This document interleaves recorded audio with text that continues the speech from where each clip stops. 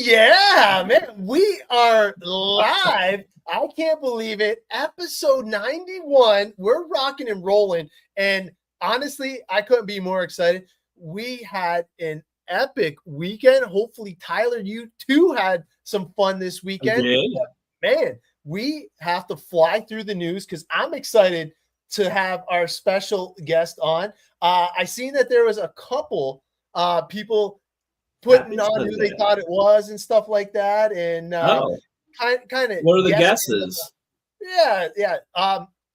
I think Adam Drake was the big one. Mark Santa Maria was another big one. They had the RC crawler guys, the ones from who was on the show that filmed us, that sent us the content. He was at the Great Lakes Gauntlet. He has his own show. Yes, that guy. Yes. Gosh, I can't remember his name right. Me neither. Great guy. But yeah, it was a couple great guesses, but unfortunately, nobody got who the special guest is. No, nobody got it. So maybe that person is that special. That's probably why. Yeah. Unless they were holding back, you never know.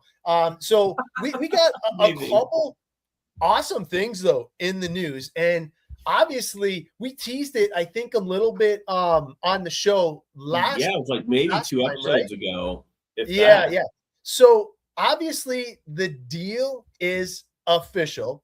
I'm gonna bring it up. This is like, I'm gonna show off some of the graphics, and it is pretty darn cool. So let me add this to the stage so everybody can check this out. Yeah, so nice. Obviously, it is official. Australia has parts en route, so it's going to be super cool. I'm going to share this as well, because if you go to the website and you type in Cow RC in Hobbies Direct, look at all the stuff now coming up in the search. It has it as incoming stock, so just know that it will be, as soon as it lands, they'll start filling orders. They don't do the pre-orders like they did on other websites. So we do. Keep that in mind. But if you join up for their notifications, you will be notified when you can start getting all the Cow RC goodies up in Australia. Like, there's a lot. It's amazing, dude. There's a lot. I was looking at all the stuff. They got all the awesome stuff. Like, the whole line looks basically there. And some of the stuff that they're missing the images of, I'm sure they will get up. Oh, man, and like, it's got, it's just amazing, like what they have, and like all the solder mats that, like, they got a lot of stuff. Yeah. So, like I said, if you join the Hobbies Direct mailing thing, you will get notification when you can order your stuff. So it's 2 to 3 months in Australia or bust. So there you go. And those stickers that you showed up, Adam, so those would be like included, with Hobbies Direct in some of the larger orders. So it'll be like every order. So make sure it's the large order. But I'm sure if you have questions, those guys could answer you directly once all of the product gets there. But yeah, those stickers are really cool. Yeah. And hey, for all the Instagram people, I want to tell you right now, with our special guest, you might want to be either on YouTube or Facebook. There's about 21 of you guys watching right now, which is awesome. We appreciate it, but we want you to be able to enter in for the prizes. So you got to be either on Facebook, Instagram, what's this, the new one there? Twitch. And and all those work. It's just the only one that doesn't work is Instagram, and I really wish they would fix that. So good call, Adam. So get on here so you can take advantage of those awesome prizes. We're going to give away. Our guest is going to choose 2 awesome prizes to give away, so you definitely want to be part of that. Yeah, and the cool thing is we actually don't have a limit on the prizes tonight, which is amazing, because we'll see. We want it to be special tonight, and they never seem to disappoint. Heath always pulls it out of the back end and gives us permission to have some awesome prizes for you, the viewers. And some of the stats that we've been looking at over the past 90 shows, like we're already at episode 91. the first one, remember the vigil by candlelight? We had no power and stuff like that. It was like the worst quality filming. 10. Yeah, like literally, I was like, Both like you and I were saying, like, did we ever see us coming up on episode 100? And you know, here we are at 91, and you know, I'm like, oh yeah, we'll probably get to episode 20, and I mean, we've way surpassed, you know, our expectations. It's all, you know, thanks to you guys. You know, some of you guys are watching every week. You know, and thank you to the people who tune in. You know, I get it. You know, on the West Coast, you know, we're kind of dinner time ish, maybe a little early. So we appreciate your support on watching us after the fact. You know, any views help, and we appreciate all the comments and everything. You guys are awesome. Yeah, and the interaction is what really keeps us pushing forward, because you guys have awesome ideas. You share the creativity with what we're doing and what we're talking about. And honestly, this has given us an awesome platform to interact with the people that use the products the most. So like, we're very blessed to have you guys on board, and a great opportunity for people that haven't tried the product is coming up September 3rd to the 6th. It is the Georgia Peach State Classic, and this is going to be awesome. So as you guys know, we'll have our CowRC driver there, Zach, and he's going to be on hand making sure that he has tons of product so you can come and touch and feel. He's not going to be in Vendors Row. He's going to be actually in with the meat and potatoes. So you got to come find him. He's going to have the CowRC like set up. Pretty much all of it. It looks amazing. And he's going to have enough product on hand that everybody can come and try their hand, kind of get a real feel for what it looks like, what it smells like, how it actually works. And he's going to be able to show off the after effects, because he is running his buggy in the Classic. And I believe he's running both classes, but don't quote me on that. I know he's running one buggy for sure, but he is a pillow ball guy. So we had great conversations with how to properly use some of the newer products. And I can't wait for you guys to be able to go and experience firsthand. So definitely check out the CowRC Easy Up at the Peach State Classic. It's going to be a banger, and he's going to have to break that puppy in, because man, the graphics on this Easy Up are nice. Oh my God, it just pops so much, man. And it was cool the way that he actually showed it off, and couldn't be more excited for everybody heading out that way. And Zach's going to also have a discount code. So it's going to be exclusive to people that are at the event. So, you know, definitely make sure you go visit him. So he'll be able to give you that discount code and hook you up with all the details on that. So yeah, what's that? That's in like 2 weeks. From now. So not even, I think, only a week. Yeah. Oh yeah. Definitely a lot of fun. And last but not least, a lot of people may or may not have noticed, because the sample packs and the single servings for the Hide Wipes, they're coming back. And cool, honestly, the graphics are freaking amazing. Like I'm going to try and maybe make a paint scheme based off of how cool these graphics are now. Like nice. It just pops, man. That would be cool. Yeah. Obviously with the green streak and stuff like that, like you guys all know that I'm a huge green streak fan, and I love it, but I'm wearing my original colors today because like the guests that I have on, obviously, you know, I got like my sponsors on my shirt. I got my Ross Racing hat, my original stuff.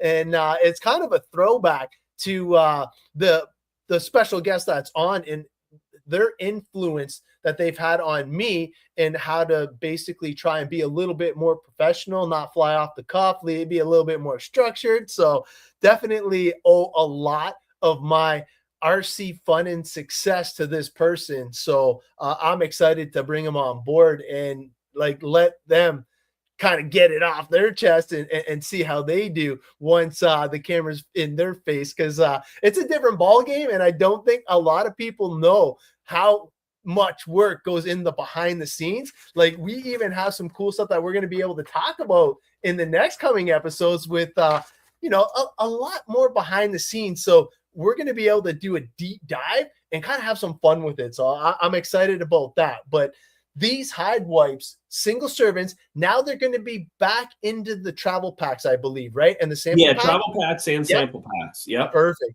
Yeah. So if you want to get in on them, it's a great opportunity to try them. But it's one of those things now, I do not leave those at home. It's a staple in the Ross Racing pits, and definitely one of those things that once you try it once, you kind of see what the benefit is. I even posted it on the fan page today, and I'm not even sure if people noticed. I only cleaned 50% of my vehicle, and then the other 50% I left dirty. So I even commented 50-50 split. And so I'm wondering if anybody caught that.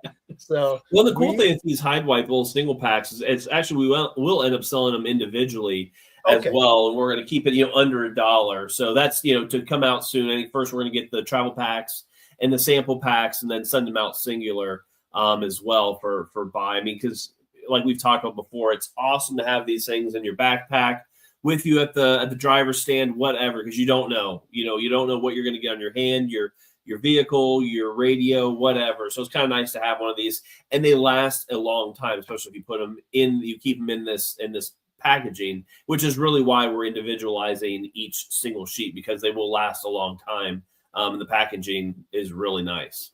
Yeah, absolutely. And honestly, the graphics and the flow and the way that they're tying everything together, it's pretty epic. And I love, like, obviously that the theme has just grown into what it is today.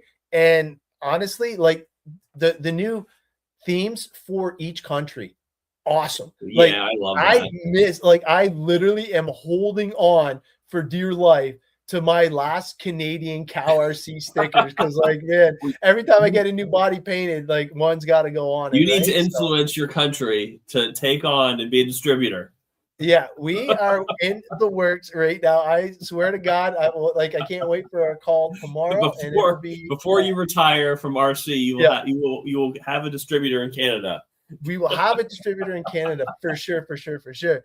So, with that being said, I think that wraps it up for our news today. That's short and sweet. Yeah, man.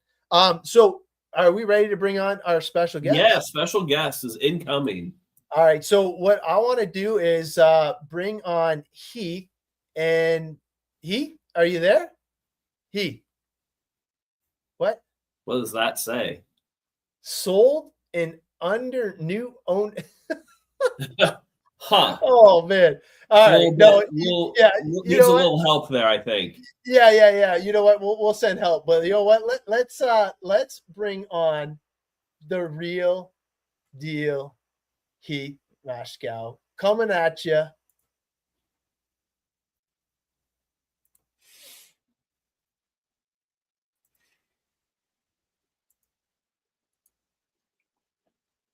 Heath. Well, it didn't work out the way we expected. Oh no! He actually booked. He did. He did not make it. Somebody checked the floor. He might have passed out. This might happen. Oh man! He said he was moving to China. So we're gonna. He said he was going to sell. Yeah. He did try to bribe us too. He did. We wouldn't let him off the hook, but no. And it wasn't even episode 100. But man, we got him on. Yes, those are great graphics, Steve. Yeah, the banner looks amazing. 91. Yeah. There we go. Oh, who is this person? What's up, buddy? What's up, boys? How are you doing? How you feeling? A little nervous. This is not my cup of tea. I want to tell everyone that, I'm doing this for them, but really I'm doing this because I opened my big mouth and told you guys about 90 episodes ago, if you made it to 100, we would do it. And I'd rather get it over with at this point. It is so awesome to actually have you on the show, Heath. And obviously, you've been a huge influence for me, my family, and the support that you've given us has just made the RC hobby so much more enjoyable for our family. And I got to thank you personally because, dude, it's been an awesome ride. And I don't know if you want me to say what you did for my wife, because I didn't even know what happened. And because she private messaged you, he went above and beyond, helped out my wife behind the scenes, and got me somebody ran over one of my Cow RC products, like literally ran it over. And my wife worked with Heath, got it replaced, and I didn't even miss a beat. So thank you, Heath, for the support and that, man. No, you're welcome. Crazy. So well, first, I want to say a couple of things before we really kick this off. So number one, thank you to you guys, because you guys have just killed it with this whole thing. As you guys have said many times in the beginning, we just kind of joked around about this. We said, hey, we'll give it a go and see what comes of it. And it's really turned into a thing. So, thank you guys for you. What everyone else doesn't know is all the time that we.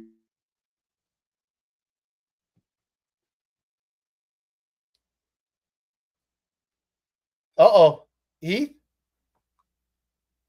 We lost your audio. No. Hold on. One sec.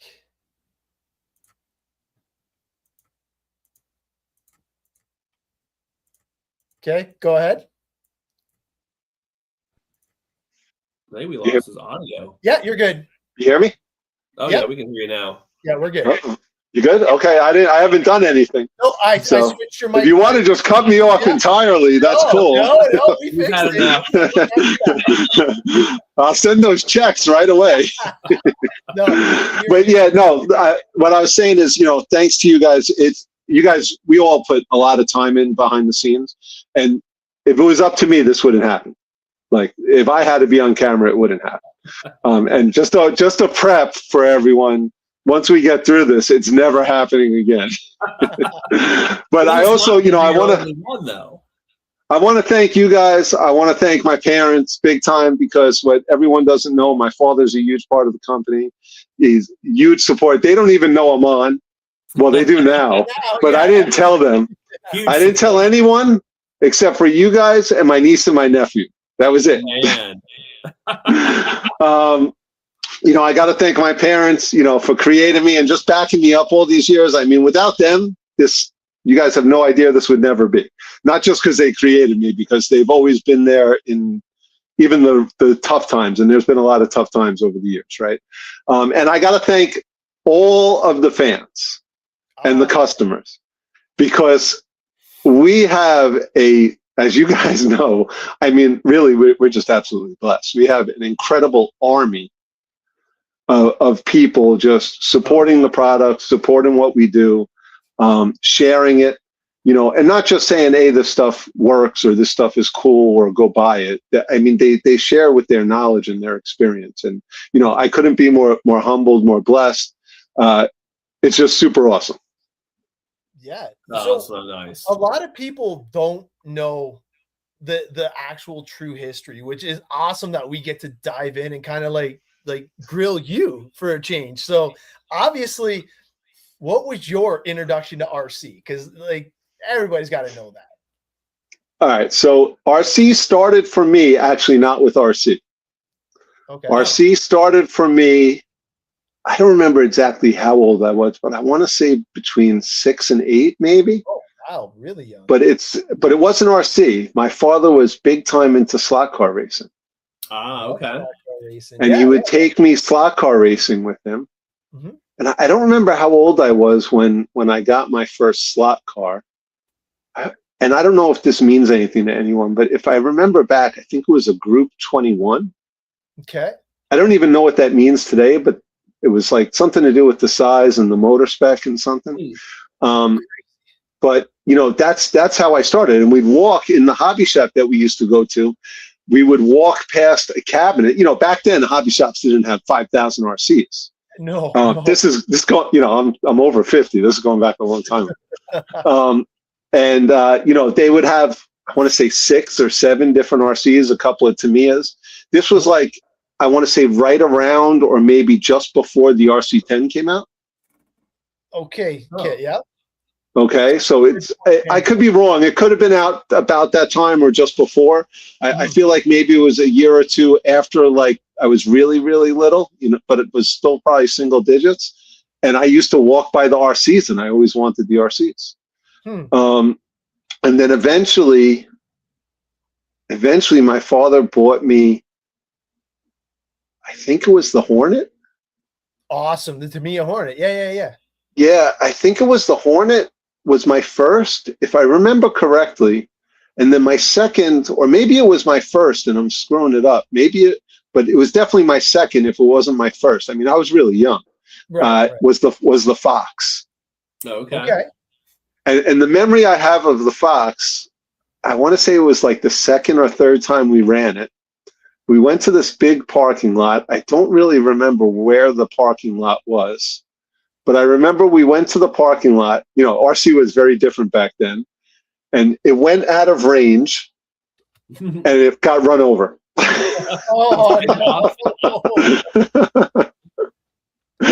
It got run over, yeah. So, and I remember, you know, back then we weren't even like really working on our own stuff. So we brought it to the hobby shop, you know, to have them get it fixed. Mm-hmm. And I guess that's really where it started. I mean, there's so many stories after that between, but I want to say that's where it started. That's going back though, man, because like the Tamiya stuff, 40 plus years. Yeah, I did the slot car thing for sure because it was an inexpensive way to kind of get into some type of hobby that had the racing. But the hobby grade Tamiyas were a little bit out of our price range, but I remember like drooling on the windows and looking into the hobby shops on those ones. And I always wanted the Hot Shot. I don't know if you remember that one. I wanted that one. Yeah. Yeah, and it was just a little too expensive, but definitely cool. And I remember seeing the very first pistol grip too in the hobby shop. I was like, "Oh, that's awesome!" Because it was the first one with like a steering wheel on. I'm like, "Man, that's so cool." But I don't think when I first started RC,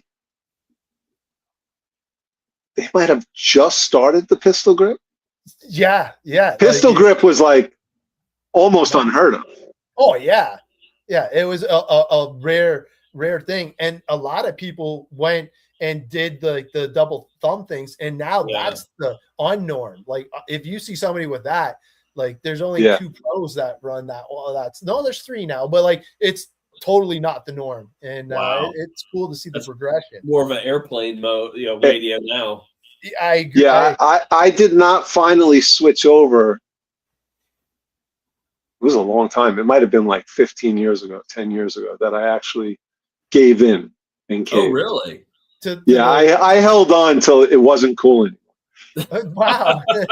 You almost held on long enough that it's coming back. Yeah. And stuff like that. But that is super cool. So obviously, like a lot of people tuning in are giving you awesome props, especially for some of the things that we'll get into a little bit later in the show. But what was your professional background before our Cal RC? Because like not a lot of people know like the Heath prior to being the Moo Man. So I guess there's probably 3 different main time periods of my life. So as a real kid, I was super into animals. I don't even know if we ever discussed this. No. You guys probably know from my recent dive. Well, it's probably almost a decade now, but somewhat recently, like 5 to 7 years ago, I took a dive back into green tree pythons. But I was super into all types of reptiles. Like, I don't know how my parents put up with it. I had probably on average 10 to 15 tanks going in my room with probably at certain times 20, 30, 40 animals. Wow. all types of amphibians, reptiles, a couple of odds and ends in between. My parents put up with some huge pythons, an alligator. There was a lot of iguanas that lived in my room that weren't like really caged. One of my parents' dog, Cappy, that I grew up with, finally got his chance to destroy the iguana's name was Roxy, which I loved. It was toilet trained. And anyway, I left my door open one day, and that was the end of Roxy. I walked upstairs, and Roxy was distributed in about 50 parts across the top of the stairs. Oh, geez. Yeah. But there was all types of crazy things. So that was one factor in my life. And then I ended up by like 18 or 17 even, I think I was a manager of a pet store. Oh, okay. Makes sense. And then, that much. Yeah, and then we used to have this huge pet store chain called Pet Food Giant, which was like, I want to say like the BJ's of pet stores, or like pet, what do they call it today? It was bought out by PetSmart. I think PetSmart's still around. Yeah. So it's just like, it was just like PetSmart, but a little bit more animal based. And that's where I kind of left. And I want to say I was like 20 or so, but I was a assistant manager in that huge store as a kid. I had people under me that were like 50 and 60 years old. They used to hate the fact that their boss was a little kid. Yeah. So yeah. And then I left that and I went into car audio. Awesome. Oh yeah.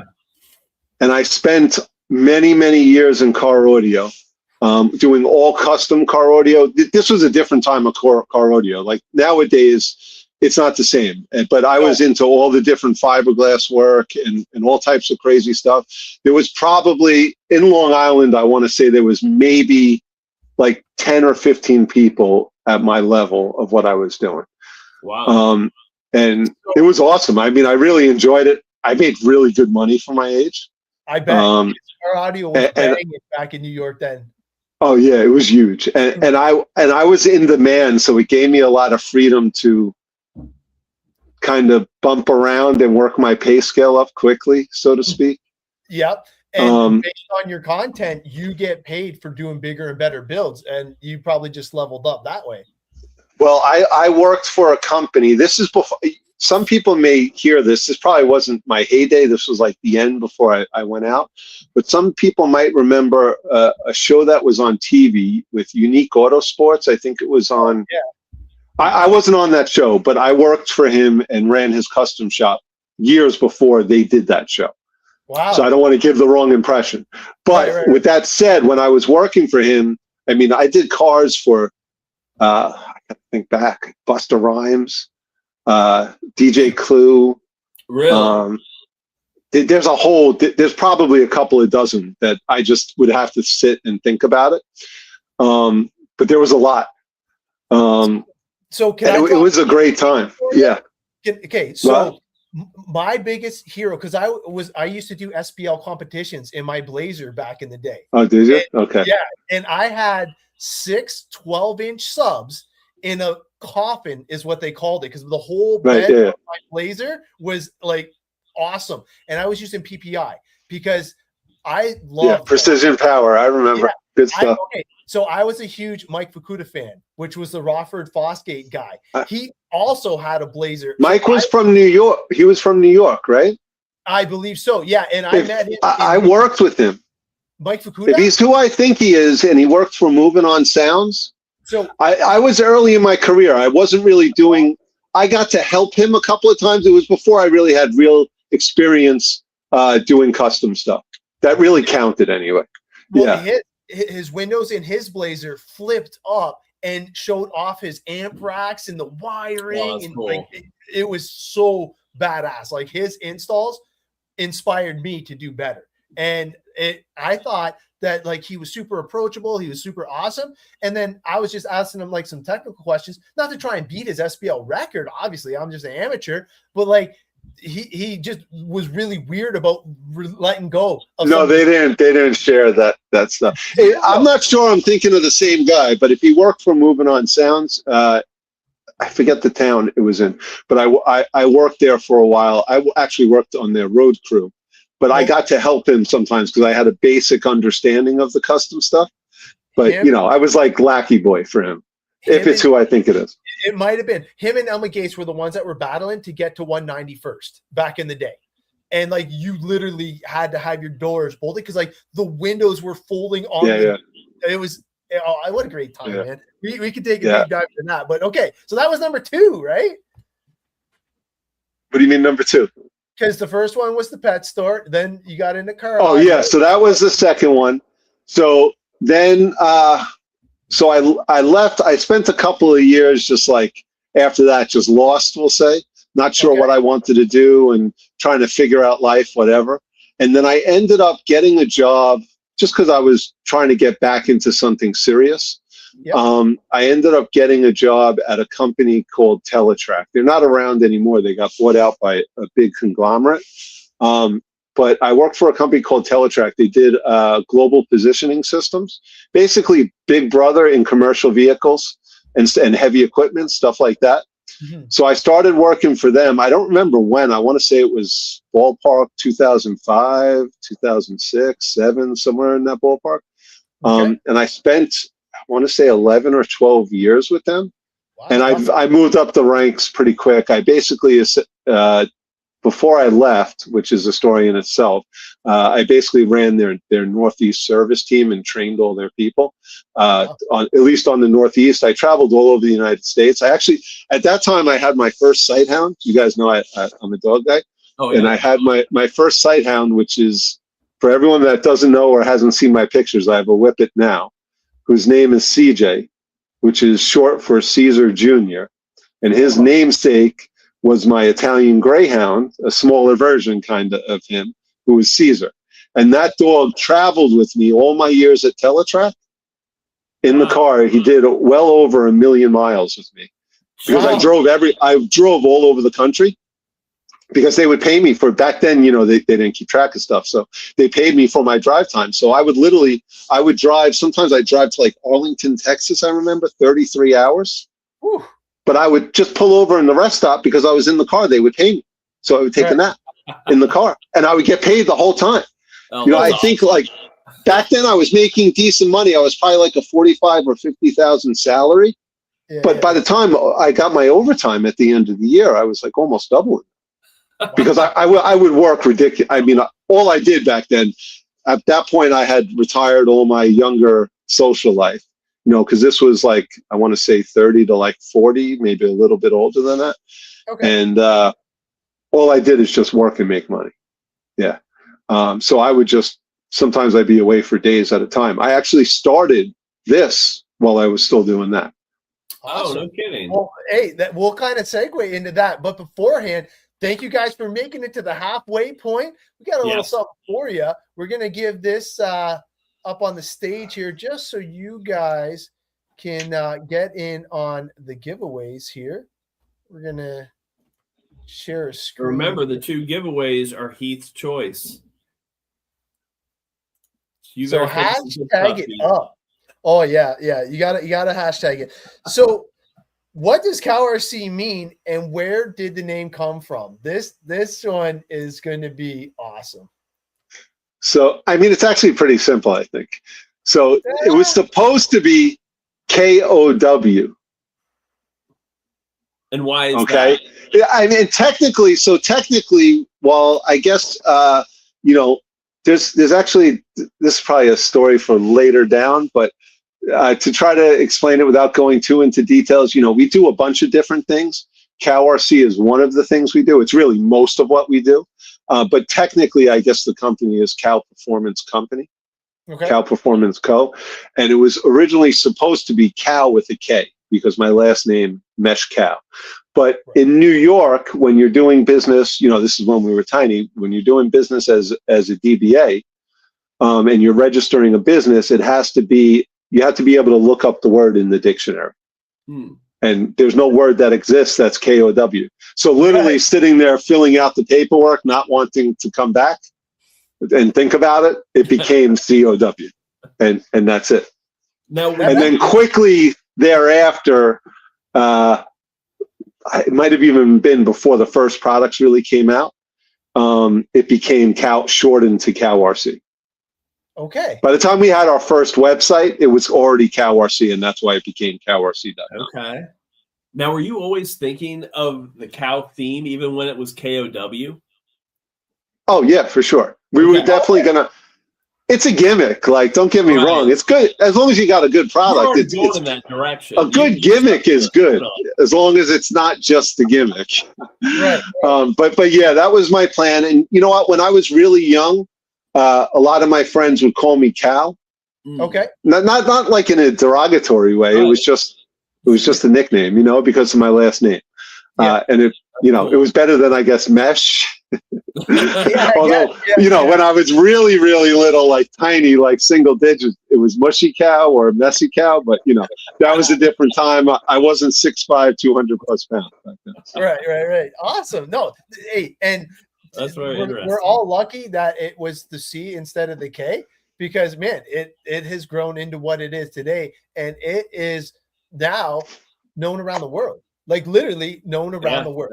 Like literally. you got to be. It's pretty wild to like, really, you know, absorb that and take that in. It's pretty wild. Yeah. So for those that don't know, when you were like kind of like getting into RC, I think you said for the third time, you were kind of messing around with accessories too. So how did you go from the accessory side to the chemical side? All right.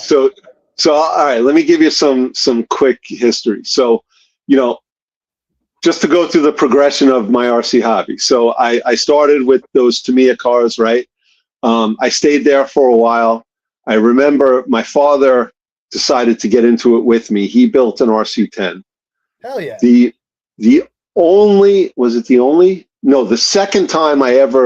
second only time. So there's only twice in my life I've competitively raced. Okay. And what I did back then, I wouldn't call it competitively racing, but it was an organized thing.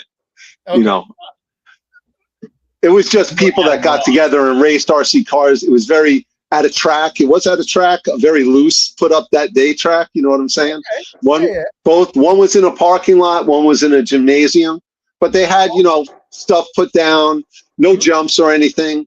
Back then it was probably better than average, I would say. It certainly wasn't like, you know, the big racing back then, but maybe that would have been, I don't know what you would call it back then, but whatever. Anyway, so we went, my father decided to get into it. He got an RC10, built it up. And I don't remember exactly what happened, but that car ended up becoming mine. Okay. So that put me down the RC10 road, right? And I stayed with that for a while. I think I also got like a Monster Beetle in that time. And then I got an RC10T in that time. I've always been electric. I've never personally had anything gas or nitro except for one gas car I won that you could remind me about maybe later, which is an awesome story in itself. But right, and the only time I ever really won anything of real value in my life, probably for sure. So yeah, so then by that time I was, you know, 18, 19 in high school, and I left the hobby for a while. I ended up around 23 or 24. I kind of settled down for a couple of years. And when I settled down, on a whim, I bought a RC10L. What was the pan car? The 10 scale pan car. Do you remember? Yeah, or 12L or 10L or well, whatever. It was either the 10th or 12th scale pan car. It was the size of a 10 scale car to me anyway. Right. I always wanted one, but I didn't think about the fact that where the hell do you run that? Yeah, it's like millimeters from the ground. Yeah, I wasn't getting it to race it. I just thought it looked cool and I wanted one. And I still, at that point, I still wasn't super into building stuff. So at that point I had repaired some stuff, but I would bring it to the hobby shop generally if it wasn't super easy, like, you know, breaking a hub or something where I didn't really have to take things apart. I didn't get super deep into it till later, really doing real stuff, right? So then I went down that road. I got back out of it real quickly because I couldn't use the darn thing and I just lost interest. Right. And then I was looking to get, when I started with that company Teletrack, which I want to say was like my early 30s somewhere. It was towards the beginning of that, a couple of years in. At that point, I was super focused on working all the time, but I wanted something type of hobby that I could travel with. Because I was, at that point, I was spending probably 2 weeks a month on the road probably. So I ended up buying on a whim RC 18B. And it was when they first dropped.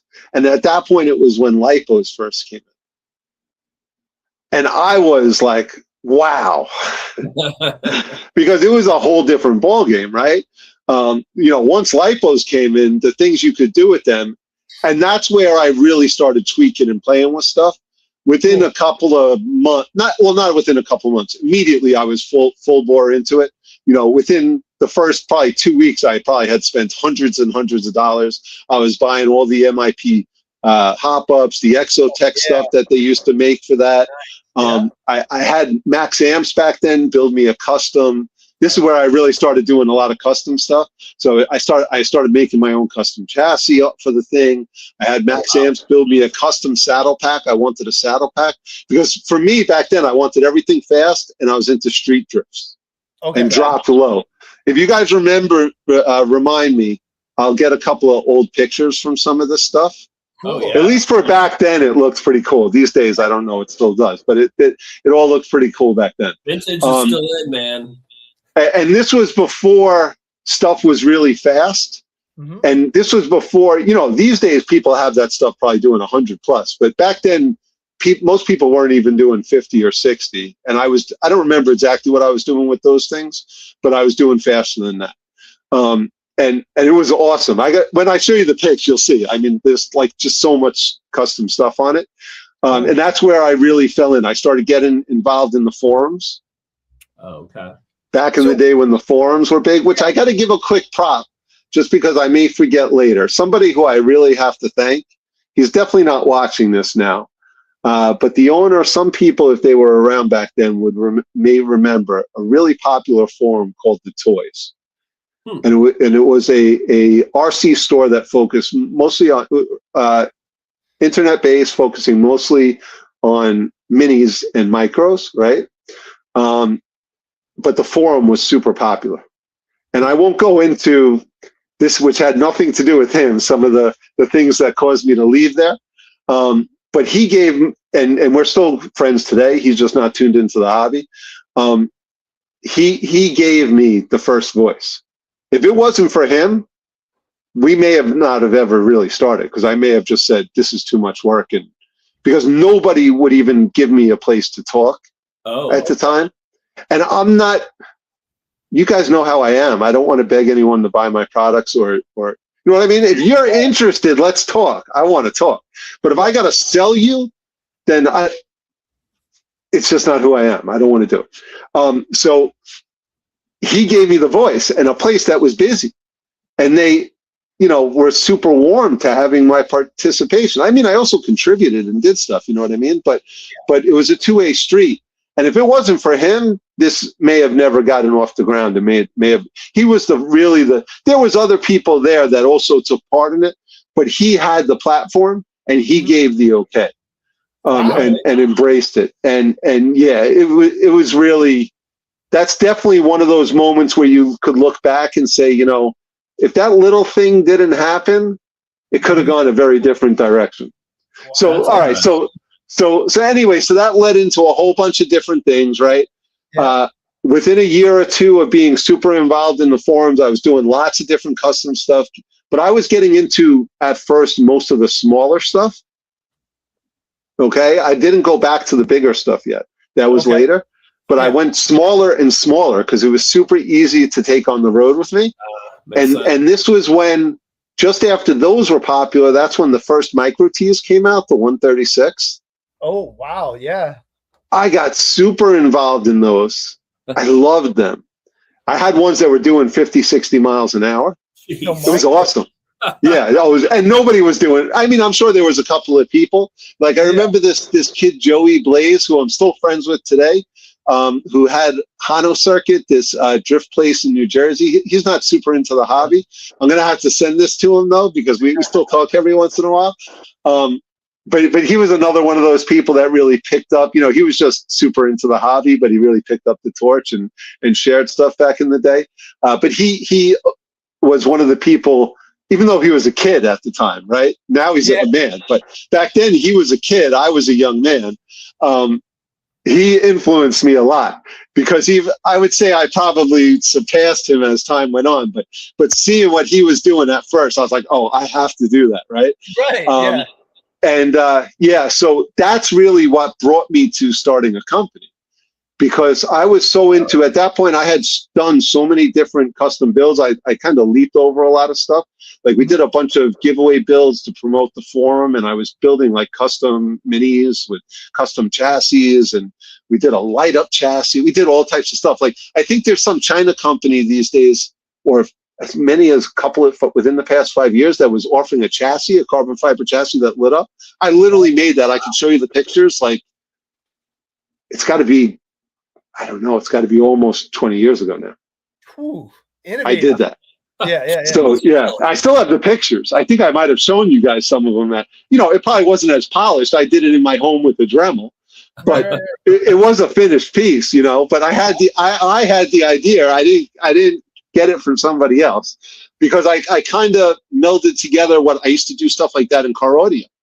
Yeah. Oh, makes sense. And people, you know what I'm saying? So we would use the lit up plexiglass with different stuff on the top, and you'd have the lit finished edge, right? Showing around the amp racks and other stuff. And I was like, and people were already getting into showpieces with RC, not like they do today, but it was already a thing back then, shelf queens. So I was like, dude, the ultimate shelf queen, you know what I mean? Totally unusable, stupid for it, like if you want anything to perform, but cool factor, you know, so that's why I did that. But anyway, I'm sidetracking. So I started getting super into the 136 scale, and I started buying a bunch of custom chassis and stuff. I made a bunch of my own, and I was like, there's a market for this, because it was so big back then. Right. Or it's not big like, you know, like the micros are today, but back then it was just like today. Everyone's like, the micros are bigger than anything ever. That's how the 136 was at the time, or that's how it seemed in the world that I was involved in, right, in the community. So and people were super at that point. A lot of people were tuning into the stuff I was doing, you know what I mean? And different people were doing different things that I was doing, and I was making a lot of. I wonder if somebody could find some of the stuff, if there's a web crawler that remembers that. Like if somebody goes back to a web crawler, if I don't know if it still exists, but the Toys Forum, and you search username the cow, because that's also part of, like, my username on all the different forums was the cow. Was it with a K or C? Yeah, I was just gonna say. That was, I gotta think. I think it might have started as a K, and then it was pretty quick that I went down the company route. Once I started getting involved with the forums, I want to say, like, within the first year, maybe less, I started. Not that it was really happening, but it was already like being thought about and probably going to happen. You know what I mean? So I was like, me and my dad were talking. I was like, maybe just for a goof, you know, I should try making some of these parts. I think some people would buy them. And at that time, it was so expensive to prototype anything. Like, I wasn't doing it so much to build a company.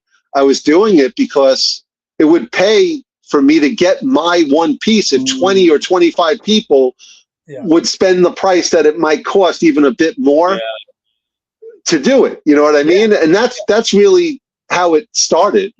I think I still have some of, even though by today's standard they probably look very basic and blah, I think I still have maybe some of those original files and prototype pics, some of the teasers on the forum. But it was stuff I was making on like Pixay Pro. Like, it wasn't, you know, it was grassroots compared to what we do today. Yeah.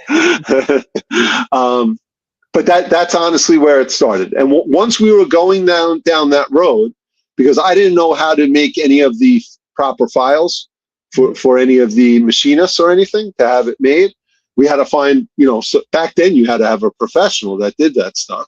So me and my father had found the guy who wrote 3D, not 3D, I forget at this point what you even call those files, not CAD, it's W something. Okay. Type of files. But anyway, who would start writing those files. But it wasn't quick and easy like it is today. Like, we would have to talk to the guy, go back and forth. It took so long that in the time period of doing that, and I want to say it was months, number one, the micro stuff was starting to slow down. Mm-hmm. And me and my dad were thinking about, well, we're doing this thing and we're already starting to put things in place. You know, I think we might have been working on a website or just like really starting to put some, I don't remember everything the exact time, so I could be off on certain things. But stuff was starting to come together, and then we started thinking about things we could do now that were ideas, and stuff that we could, you know, my father had a lot of connections in a lot of different industries, one being the chemical manufacturing industry. So that, you know, led me to say, well, what could I use that we don't have? And light bulbs went off on a couple of things. You know, I remember the chemicals were easy because, you know, he had the connections for that. And there was things I wanted that we really didn't have the right answer for back then. I know there's lots of dry silicone lubricants today, but, you know, there wasn't much beyond PB Blaster back then, which really wasn't great for RC. And same thing with like cleaners and degreasers back then.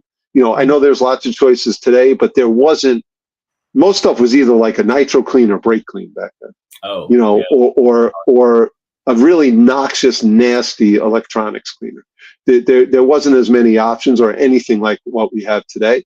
So there was those things. You know, back then, you know, people were starting to travel around with stuff, and with the risk of lipos, which were way more risky back then than they are today. You know, everyone wanted to travel, or at least in the community that I was in, wanted to travel with the canned air because that's what everyone used back then. But most of the canned air was flammable. Oh, okay. So if you had that in your bag, or you had any flammable stuff in your bag, it was, you know, it could be very bad. It's not just a lipo fire, but an explosion, right? So, you know, I had the idea for ours was non-flammable. That was the big difference, right? Yeah. So that was, some people may remember, I know there's definitely probably a few people watching that will remember the original cow dusters before the jet blasters were around. And then I remember me and my dad sitting at a diner hashing out the idea. I don't remember who came. I think we hashed the idea of a mat together. One of us had the pallet idea. You know, back then a mat was just a piece of rubber or a towel. That's all it was. The fanciest thing you had back then was a piece of rubber. Like, I think maybe there was a Trax mat back then. Actually, the go-to back then, you know what it was? I remember was, I don't know if you guys remember, not upgrade of AMain today. Okay. But the upgrade of yesteryear. Do you remember that? This is going back a long time ago. They were a big company back then. I don't think AMain was involved with them. I could be wrong at the time, but regardless, that was like the big daddy of RC pit mats. It had slight, you know, it had organization and stuff, kind of like we did. Not the same layout or anything, but, you know, it had places to put stuff, but it was like a tiny, like 1/16 of an inch or an 1/8 of an inch at most. Really? It did have some modular pieces that were like puzzles that you could, with a couple of options. I don't remember if it was just two. You could kind of build on it in a way, but if you didn't have them, it looked weird, and it didn't really have the walls. It was like the start of an idea in my mind, but it didn't really hit home yet. And so I don't remember whose idea was the magnetics and whose idea was the pallet. It was each one was either my father's or mine. I don't even remember anymore at this point. And I think I would have to check the dies, but either the small work mat or the small flat mat, or the medium work mat. Before we ever did flat mats, we did work mats, was the first. I don't remember. I would have to check the date on the die. I could even show you the die if you want to see it real quick. Oh yeah, we took it at right. History. Yeah. All right, hold on. Wait 1 second. So while we're pausing, if you're on Instagram, there is about 32 people on Instagram. Your comments aren't working. Please switch over, because we don't know what Heath is going to be giving away, but you definitely want to make sure that we're up on that. Yeah, and Mike, we are definitely going to go into OT for sure. Yeah, after Heath shows us these dies, we'll start. So I'm just going to show you one, but this is the original die. Now, we have many of these today that we use, but this one we took out of service. These get thousands and thousands of impressions. I think 10,000 or more you'll get out of these things. Are you guys still there? Oh yeah, yeah, you're making me nervous, putting me on by myself. Yeah, you're doing fine. People are going to see me stuttering and my lip quivering. So if you look, this is the original die, the first one ever, and you're going to notice 11/14/2008. Damn. So that's when that isn't when this was made. It was made before this. This is scribbles from the die presser at the time. Okay. And that's the that's the date it went into service, or about the date. That's amazing though. Like to think that. So the medium back then, now we call it we call it the medium, but we didn't call it the medium back then. This is the only one. We called it the mini. Oh, the mini, okay. Because I was into mini stuff. I had already gone past the micro stuff. I was into mini stuff, right? Yeah. By the time we were doing this. And then we doubled back because I knew a smaller one made sense. So just after that, I'm not going to get it because it's basically the same thing, just smaller.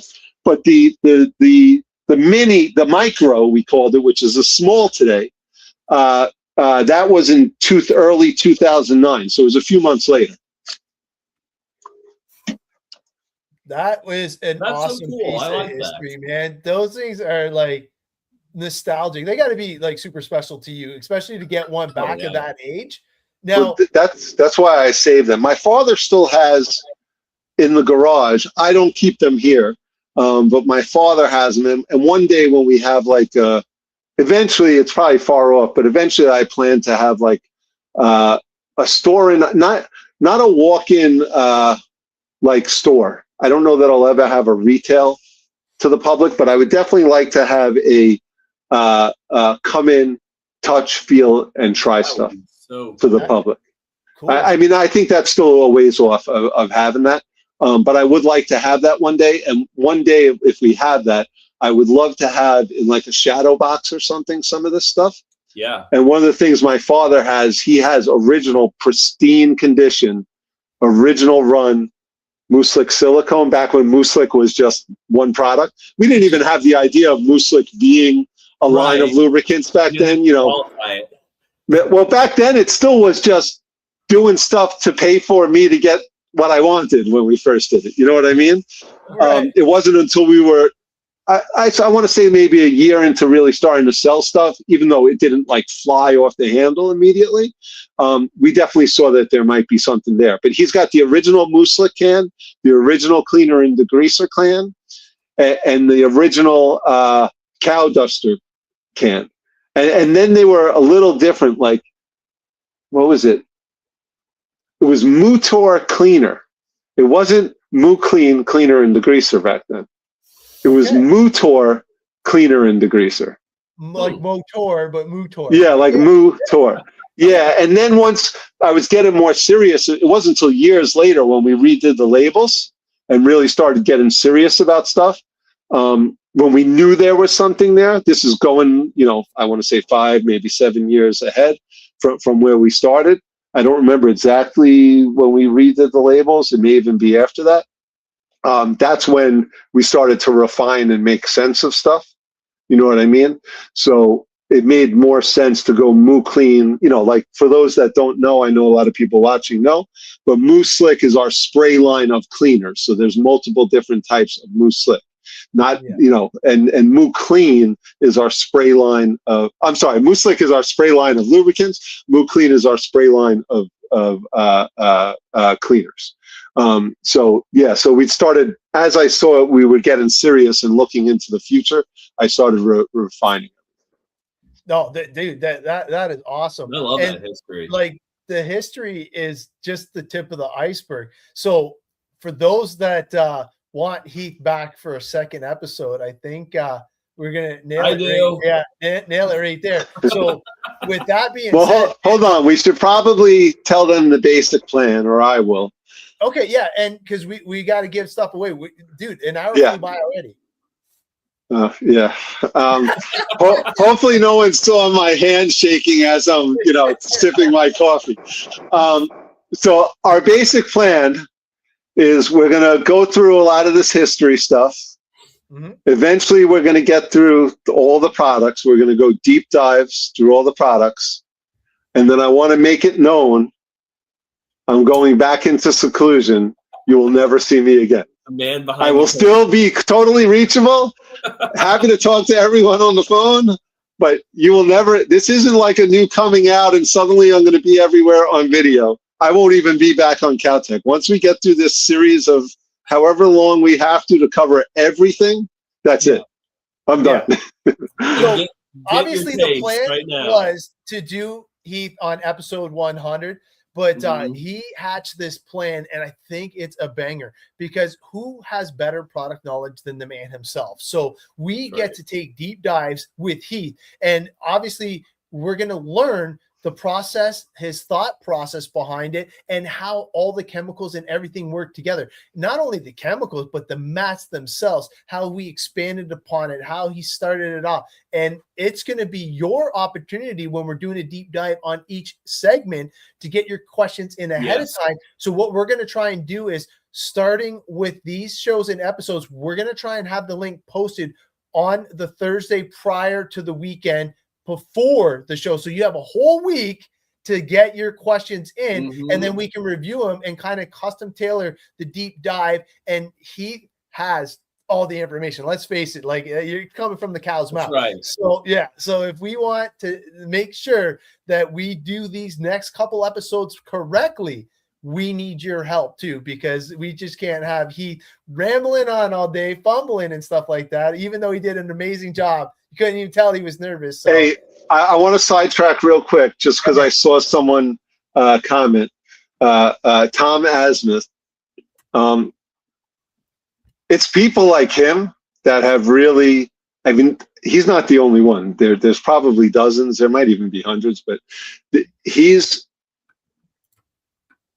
Tom started this thing, I don't want to say from day one, but within years. I mean, I want to say, Tom, and you could comment down there, it's got to be well over 15 years. I mean, he didn't have kids.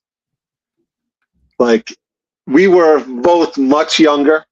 And I remember he used to call me up, or I don't know if he called me up, but he would hit me up every 6 months to a year.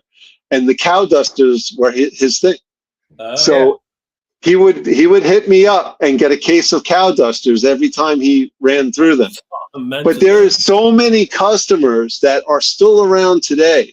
That's cool. That have been there, and I mean, it's so amazing. Like, sometimes when I sit back and think about it, you know, it's really humbling. It's really wild. That's over 15. He says. I didn't even know that. Yeah, that's amazing, man. Over 15. Yeah. Woo! All right, so we're gonna have you on again next show, but in the meantime, dude, we got to give away some prizes, and we are 4 away from the most ever for the entry. Yeah, 4 away. Because that's so cool. We didn't even talk about some of the history and stuff like that we're gonna have to tune in. I did a deep dive in some of the analytics and how you, the viewers, brought us up from episode 1 all the way up to 90 is what I kind of did, but we'll save it for next show. You're gonna have to tune back in with CowRC.com and Cowtech, and Heath will be with us, and we'll be able to finish. We only got halfway through our whole thing. So that's right. We got question 4 of 10. Yeah. We'll have to keep working on that. But what do you want to give away, bud? I think what makes sense is some of the first products. Awesome. I think that makes sense. Yeah. So there's no cow dusters anymore, so we're not giving away cow dusters. But I think one giveaway will give away the Moose-Lick silicone. Okay. We'll give away the cleaner and degreaser together. Perfect. Okay. And then we'll give away a combo set of what used to be called the micro and mini work mats, which today is the small and medium. That's awesome. All right. So we'll give away the chemicals first. Okay. And we got 48. So we're literally 4 away from our record because everybody started jumping off of Instagram and coming on board. I saw that. So yeah, it's awesome. I love it, guys. And if you didn't get over, maybe you could get in for the second one. There's still a whole bunch of viewers on Instagram. Hopefully you're watching on both, but this is for the chemicals. Good luck, everybody. Here we go. Oh yeah. Oh, I got to give a shout out at the end. Don't let me forget. We will not. All right. So CTP Dog 1411. Get a hold of either myself or Tyler. Congratulations. Yeah, man. All you have to do is just let us know, and we will definitely hook you up with the chemicals that Heath chose and send it your way. All right. Up next is the Matt combo. The micro you said you called it. Is that what it was originally? Well, it was the mini micro. The mini and micro size work mat, which today is the small and medium. Oh man, he's still on there watching. All right. Yes. Thank you. No, Good. Congratulations. Definitely get a hold of either me or Tyler, and we will hook you up. Yeah. All right. Good luck, everybody. This one's going to be an awesome prize, man. Anytime you can win a mat is epic. Who is it? Gino. Oh, yeah. He had some good comments. 8484. If Awesome that's the Gino, I think it is. He's a big customer. Awesome. Yeah, awesome. he had some great comments on today. We saved a few of them. Oh, yeah. Hey, I want to give a quick, first off, congratulations to all the winners. Thank you, everyone, for listening. This went way better than I thought. Although I may not be here for next show. We'll find out. But I want to give a special shout out to my niece and my nephew who watched their first Caltech tonight, who are the most awesome niece and nephew ever. I love you guys, and thanks for watching. Heck yeah. Yeah, thank you. That's awesome. Yeah. And hey, we got to thank his parents too, man. Without your guys' support, I always see Gail and your father and all that in behind the scenes. But like, even when they like our comments and stuff like that, it's a huge prop you up type deal. You know what I mean? So when we get a like from them, we know we're doing a good job. So it's a blessing to be. I have a feeling I'm going to have a phone call immediately after this. I always like when the Mesh Cows get together to watch the Caltech show. It's always a nice thing. Yeah. Oh yeah, especially up on the big screen. But man, we got to thank you, the viewers, man. You guys, thank you, everyone. Rolling tonight.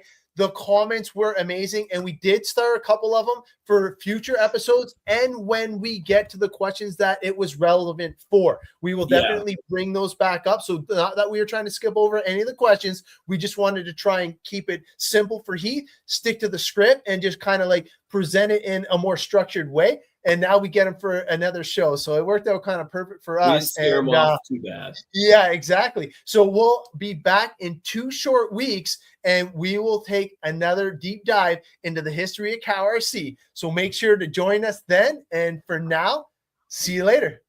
Thank you, everyone.